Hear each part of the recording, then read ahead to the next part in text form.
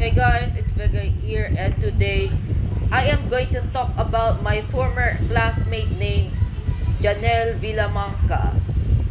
All the time back when I was kinder, she has doing bad things towards me.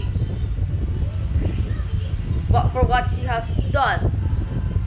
By the way, I am going to talk about this former classmate. So, I ever meet Janelle Villamanca. Janelle Villamanca's mate supposed to be she is supposed to be friendly, but not always. She does not want to talk to me. She is doing bad things towards me, and for a no reason. Why? Because she is being very heartless jerk in this year.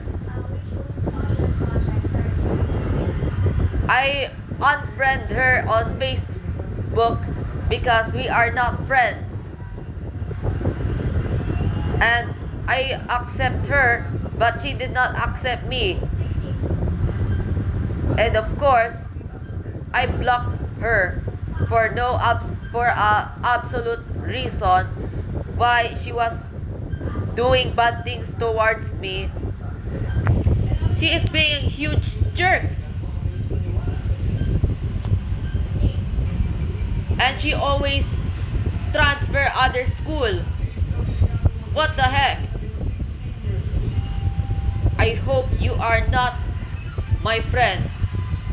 And I hope I will not supported you, Janelle.